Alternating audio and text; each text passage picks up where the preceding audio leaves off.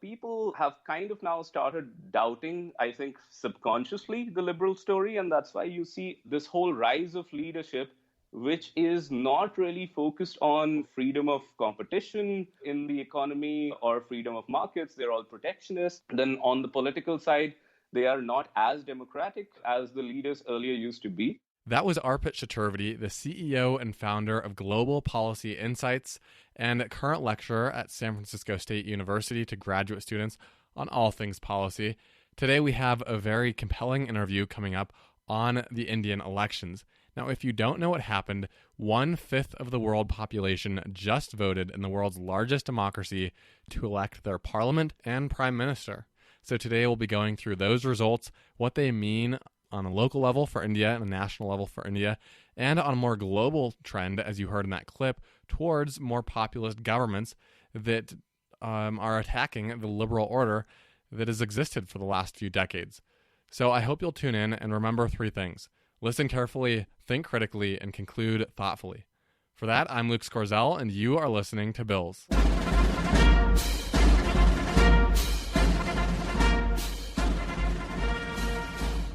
Hello and welcome back to another episode of Bills with Luke Scorziell. Today we welcome Arpit Chaturvedi, who is the co-founder and CEO of Global Policy and a policy expert, a current lecturer at San Francisco State University, and last but not least, a veteran on the Bills with Luke Scorziell podcast. Arpit, thank you so much for being here today. Thank you so much, Luke, for having me over once again. So, Arpit, the election in India just ended a couple weeks ago, and it had pretty significant ramifications for both the political sphere in India and then around the world as well. And we'll get into that into the weeds a little deeper. But before we do that, I'd like to just establish some foundational knowledge on the Indian electoral system. So on that, can you kind of go through like the 2 main parties that were contending in this election? Sure. Look, one thing that we need to remember when we're talking about Indian elections is that it is the elections of the largest democracy in the world. There is no other country which has more people voting on earth. 1/5 of the population is basically deciding its fate. That's the scale of the Indian elections. These elections in 2019 were the most expensive elections ever conducted in the history of the earth. A total of $8.7 trillion was spent on these elections. So, just so that you can imagine the scale. Arpit misspoke a little bit here. It was $8.7 billion, not trillion, according to the Center for Media Studies in New Delhi. But that is a huge amount, and he's right. It's the most ever spent in an election. And it was more than double the amount spent in India's last election in 2014. To put that $8.7 billion in perspective, $6.5 billion was spent in the last United States election cycle in 2016. So a tremendous number that demonstrates the scale of India's democracy. Just so that you can imagine the scale. Wow. The 2 main parties, as you asked, are the Indian National Congress, which is, like the center-left party. You can look at it as the Democratic Party in the United States. And then the other one is the BJP, which is the Bharatiya Janata Party. That is the center-right party of India. I mean, how much center-left and center-right are these is a matter of controversy because they tend to shift sometimes extremely to the left and right. And they sometimes even tend to mix and match policies from the other side of the aisle. But then the BJP is the party which is headed by Narendra Modi, who is the current Prime Minister of India, who came out as the victor in the elections and who also won the 2014 elections. And, this time the Bharatiya Janata Party came back with an even greater majority. So there's these 2 heads of the party, and one is Narendra Modi, who won the election. And he had been prime minister, as you mentioned, since it was 2014. And Right. He wasn't really expected to come out with such a big victory for his party. So what exactly went on within India that led to this overwhelming victory for him? Just to give you the context that, as I said, that even though BJP is more like the Republican Party of the United States, the Congress is more like the Democratic Party in the United States. In India, the Congress is known as the Grand Old Party because in India, It is the center-left party which has had the history of, the independence struggle and then, forming successive governments after the independence. And it has been only in brief spells that any other party in India had won, the general elections until 2014. So there have been other governments in India before 2014, except for the Congress, but then those have been too few and far between. So we are seeing a totally new era in Indian politics where we see a right-wing government in place for such a long period of time. Just to give you some context and numbers, this time, out of a total parliamentary seat of 543, the BJP won 303 seats, and its allies have won a total of 353 seats. Last time, BJP had 282 seats. So, as a party, BJP has an increase of 6%. And even the Indian National Congress has increased its seats. So the last time they had shrunk to 44 seats in the parliament, and which was rare for Indian elections because you don't see the Indian National Congress, getting such less seats in the parliament. And this time it's been 52. It hasn't even gotten the minimum 10% seats for forming the opposition in the parliament, because you need to have at least 10% to be considered a real opposition. So basically you're seeing an India which does not really have a strong opposition voice talking in the parliament. And another aspect of parliamentary systems that's vastly different from the United States, because we really only have these two main parties, is that the different parties within that parliamentary system come together for different blocks of voters. Is that right? So you might have certain parties come together in one way that all vote the same way, but the BJP party doesn't even need to really have a block at the moment. That's correct. And the thing is that this time, if you look at the BJP, they sort of contested a presidential sort of an election. So generally what used to happen is that whenever the elections would take place, the party would have their prominent leaders canvassing for them. And eventually, after they were voted into power, there'll be speculations as to who will the elected members of parliaments together, along with their coalition partners, elect as a PM.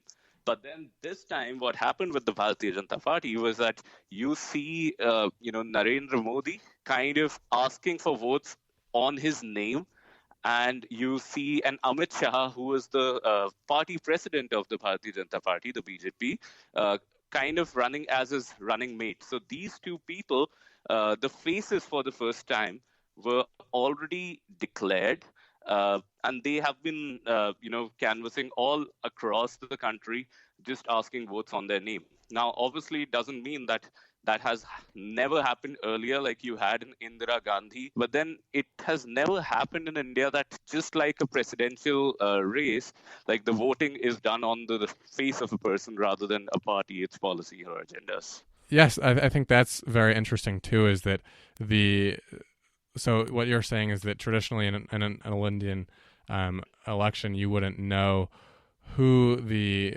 leaders of each party are going to be before it's set out. Rather, you elect the party, right, and whichever party has the majority then chooses. So it would be kind of analogous to in the United States, if whichever party takes the majority in the House of Representatives would actually then elect a Speaker of the House. Is that kind of a parallel situation? Yeah. It is pretty similar. Like generally, what happens is that the elected representatives would elect the prime minister, but then this time it has been, although that has still happened, but then the thing is that all of the election has been fought on the basis of vote for Modi or vote for Rahul Gandhi, who's the chief of the Congress. But then to answer your question about why did the BJP win this time? Now the general speculation in India was that the BJP is probably going to come back into power, but with a smaller majority. Now, what was a surprise is that the BJP actually came in with an even greater majority as compared to last year, as compared to the previous elections. There are a few reasons to it. A was the BJP's nationalist or even hyper-nationalist appeal to the masses, because don't forget that just a month before the elections, we saw the conflict between India and Pakistan escalating in Kashmir in a district called Pulwama. You saw a terrorist basically attacking an Indian army truck, which led to the death of 40 plus Indian army soldiers. It was clear that it was an act of aggression on India, sponsored by Pakistan. And what the Modi government, or what the government of India under the leadership of Narendra Modi did, was to conduct surgical strikes within the borders of Pakistan. Basically, the Indian Army and the Indian Air Force came together, and there were planes, fighter jets, which were sent into the Pakistani airspace, and the terrorist camps, etc., were attacked, and Pakistan, on its own side, retaliated, and there was this sort of a dogfight between the Indian Air Force and the Pakistani Air Force. So, long story short, while the nation was expecting the elections to be on economic agendas, because economic growth has been slow, unemployment rates have been high. Day before yesterday over here, we got the figures that unemployment numbers in India have been on a record high since the past 40 years. The whole narrative moved to nationalism, and then you saw BJP MP candidates. One of them actually dressed like an army man while going out and asking for votes, and then there were others who were putting posters of army men behind them, and they were giving their speeches, etc., etc. And the whole narrative became about India versus Pakistan. And if you want a stronger India, then you need to vote for BJP. So I'm curious to know what exactly things are like now after the election. Can you give us any updates on that situation? Right now, things have dialed down. There is nothing which is happening on that front actively. Now, obviously, you need to understand that India and Pakistan have a 70 plus years of history of fighting each other, especially over Kashmir. It's a recurrent pattern where generally some terrorists would attack people on the Indian side, and then we'd find out that those terrorists have been sponsored by the Pakistani army, and then India would attack, Pakistan would attack. There'll be mostly an indecisive skirmish, or it has exploded into major battles earlier, which have mostly been decided in favor of India. So then things dial back to the same sort of a deadlock that nothing really happens on that eventually.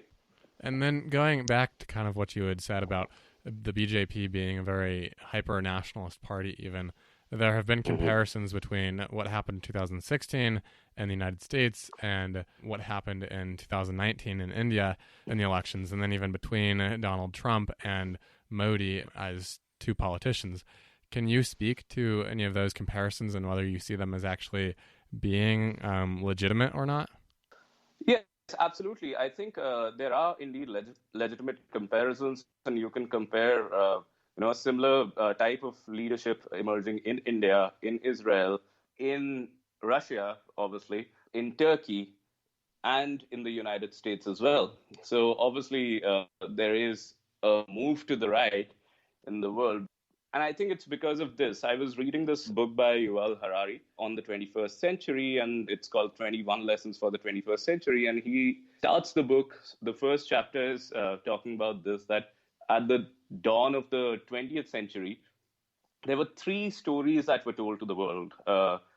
One was the Nazi story, the second was the communist story, and the third was the liberal story. Now, the Nazi story lost out after the Second World War decisively. Then, after the Cold War, the communist story lost out as well. We were left with the liberal story. And what has happened now is that the liberal story is also in a major crisis, if not, on the losing ground already. And what would that liberal story... Sorry, I don't mean to interrupt you, but could you kind of go into what that liberal story is and then continue? Yeah, the liberal story means different things in different contexts. So basically, the liberal story is focusing around freedom of choice. And, when you talk on political systems, it means freedom of choice to choose whoever you want to choose. When you're talking about economic systems, you're talking about free markets, you're talking about, free competition. And when you're talking about the social system, you're talking about, freedom of identity and freedom of association and stuff like that. Now, everybody was told that the liberal story is going to be the path to prosperity. But then now, with a lot of economic fluctuations and a lot of jobs being replaced by being mechanized, artificial intelligence, and all of these things taking up jobs, people have kind of now started doubting, I think, subconsciously, the liberal story, and that's what Harari also says, and that's why you see this whole rise of leadership, which is not really focused on freedom of competition in the economy or freedom of markets. They're all protectionists. Then on the political side, they are not as democratic as the leaders earlier used to be. It is not the era where you would find an Obama or a Nehru or Manmohan Singh or whoever have you as the ideal archetype leader. And on the social side, it is coming down to going back to the cultural roots. So you see Make America Great Again with Donald Trump, and you see, back to, this sort of the back to Hindi, Hindu, Hindustan. Hindustan was the earlier name of India, and Hindi is the language, Hindu is the dominant religion. So kind of going back to the roots in India as well. So I think that's the subconscious urge these days to go back to those days. What happens on the liberal side is that rather than understanding this phenomena, people get into a blame game and people get into pointing fingers. And something that happens on both the sides is, a lot of hatred being spewed across the aisles. And we need to understand this phenomena. And what we need to understand is that when there's economic scarcity or when there is an expectation of increasing economic scarcity, you see people's intelligence, so to say, or their decision making capability come down by 13 percentage points. And, there have been behavioral economic experiments in this, that if I tell you that there is an unexpected expenditure of, let's say, $5,000 that you'll have to make in the next month, your brain will be under cognitive stress. And, if you are actually living under scarcity, then you use up your decision making capacity. What you want is a leader who says that, hey, don't worry, things are going to be fine, and just follow me. I am going to take all of those critical decisions for you. And you have a very interesting research which was conducted in the United States. I'm not sure. I think it was somebody in the Duke University. They took a prestigious candidate for a leader, and then they took an authoritarian candidate for the leader. They did that for Hillary and Trump as well. And they surveyed people as to whom would you like your boss to be. And people who were economically stressed always went for the authoritarian type because it's just easier on the mind. That's interesting, especially in the context of the Indian elections, because Modi was elected previously. Mm-hmm. This isn't like he was kind of what Donald Trump did, where he challenged the status quo and was really this answer to Obama. But he was really an answer to what he'd already been doing for the 5 years in India. So kind of getting down on that, what was the difference? If you're saying economic scarcity is really what causes people to go towards these kind of leaders, what were the similarities maybe, and what were the differences between the election in India in 2014 and in 2019, especially when taking into context the different economic situations, maybe the unemployment rates, and what was going on in the country that would lead India to re-elect Modi in 2019? Right. So the thing about the economic situation was that it has been constantly getting worse. Economically, especially the small scale industries and the rural areas in India were under stress. The Indian currency strength was dwindling in 2014, and it's only become worse in 2019. The difference was at that point of time, the Modi government was pointing fingers at the Indian National Congress and, talking about a number of corruption cases. And they were talking about the fact that the economy hasn't been managed so well. When I still remember around late 2013, when the Indian rupee rate to dollar had, jumped from something around 60 rupees to 63, 64 rupees, there was this whole media attack, which was orchestrated by the BJP against the Indian National Congress, basically just shouting that we are on the end of the world. The rupee is falling, etc. And what has constantly been happening since 2014, since the Modi government has come into power, that the rupee value in exchange to the dollar has constantly been going down, and now we are in a place where a rupee is 69 as compared to a dollar. And the unemployment is growing sharply. The unemployment, as I said, that it is at a record high. You see so many farmers continuing to commit suicide despite a lot of stimulus and support provided by the government. If we talk about economy, it has only gotten worse in all of the aspects. Now the thing is that also in a way that we are globally kind of living in a post-truth world, although I don't buy into that narrative completely.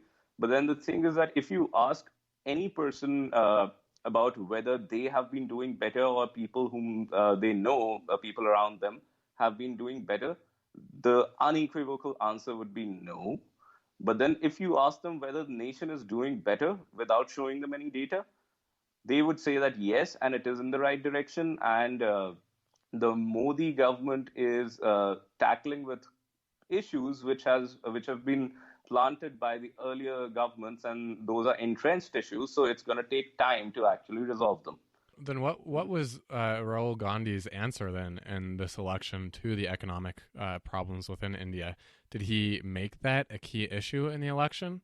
He did. He actually started on an offensive on the economic front against the Bharatiya Janata Party, and what he started was a combination of two things. He also played the corruption card and pointed fingers onto the Prime Minister that India was purchasing these Rafale jets from France, and there was a lot of involvement directly from the Prime Ministerial office. This was alleged by Rahul Gandhi in the dealing. However, it should have only been through the Defense Minister's office, and the Prime Minister was accused to have had shown preferences towards a particular business house in India, etc., etc.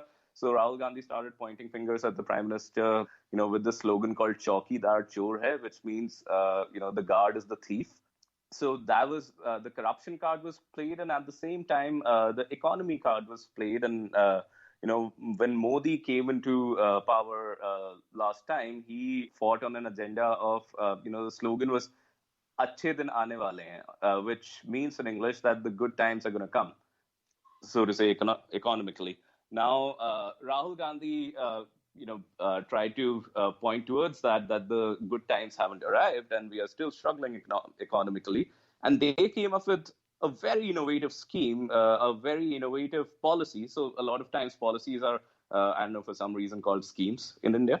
But then they came up with this policy of a minimum basic income, a universal income in India. This was something on which a lot of world economists came together to support the whole agenda, to design the whole policy. And that was supposed to give almost $1,000 to anybody who is earning lesser than that, or to, fulfill the shortfall if somebody is not earning at least $1,000. This sort of a, policy focus on universal basic income did make a lot of bang in the media initially, but then it kind of died down, and it did not catch so much attention because there were a lot of questions about, whether India will be able to afford it and whether this will really be implementable.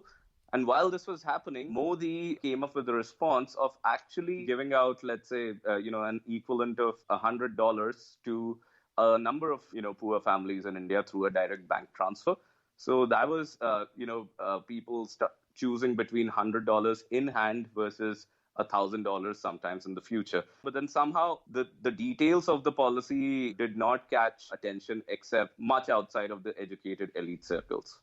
Another issue that has come up on this podcast and was in one of our last episodes is the issue of fake news and, just the fact that it has been a factor in many elections going on in the world, whether it's in the United States or even in India, as was brought up by our guest, George Sarmelis. India with WhatsApp, that was bad. I have a couple people on my team from India, and they're like I still get my fake news right here. Like Modi got elected yesterday.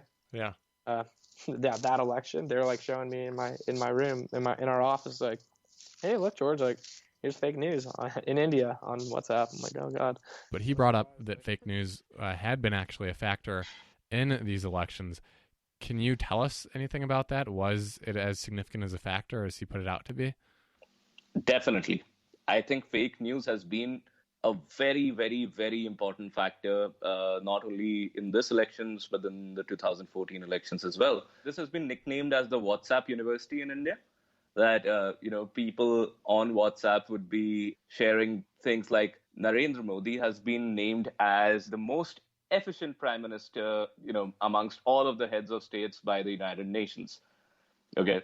Now, obviously, United Nations doesn't conduct any surveys like that. But then, you would see a lot of people sharing such kind of things. I know that there was one that came out with Rahul Gandhi sitting in his office and talking to other Congress officials. And behind Rahul Gandhi, a painting of a Mughal emperor cropped and pasted over there, just to kind of associate the Indian National Congress as a extremely pro-Muslim, anti-Hindu party. So that was the kind of image that the BJP was trying to give. So, all of these things, cropped images and, doctored tapes and all of these things were definitely flowing around. And what you need to know is that in India, the internet and mobile penetration is extremely, extremely high. It's one of the highest in the world. And at the same time, access to unbiased sources of media, the level of education of the people, and, I won't even say level of education, because I've seen a lot of, intelligent, educated people also falling prey to fake news. But then that thing is just been extremely dangerous and prevalent that, you're being bombarded with so many informations, and you don't know how to sift through what is legitimate and what is not. So certainly, and this time around, actually, there has been fake news from both the sides.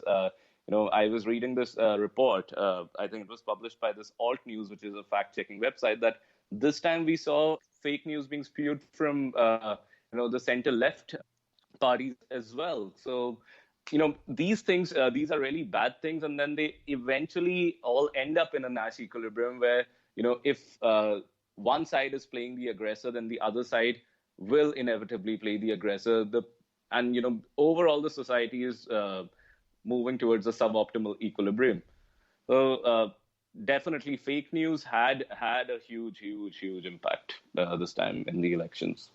Well, it's interesting because what you're saying is that, one side pushes some fake news agendas and then the other side has to respond essentially by doing the same thing. And so then it kind of becomes this escalation of this factless substance that's pushed around. And what George had said on the other podcast was that some of the guys that he was working with actually showed him on WhatsApp that, like, heck yeah, there's fake news going on in India. I have it right here on my phone.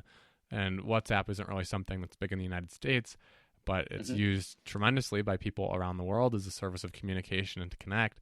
And so that's very significant lately. Yeah. But I mean, just to add to that, Luke, I think, it won't be long before we see, being part of a troll army as a legitimate profession in, our countries, because we'll see political parties, and it's already happening now, just employing troll armies to, win elections and fight elections. So that'll maybe, if job creation is going to come, it's probably going to come that route.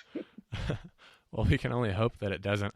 I'm just interested to hear, how it works on WhatsApp that fake news is spread, because what I've had in my head, and maybe what a lot of listeners have, is that WhatsApp is really just like a messenger service. But is it more than that, or is it just that these articles are being shared around on WhatsApp? How does this work? WhatsApp is a medium, and you can never stop the force of technology. It's only going to increase. Connectivity is only going to go up. The thing is, will credibility and credible sources of information catch up at the same rate as the rate of increase of technology.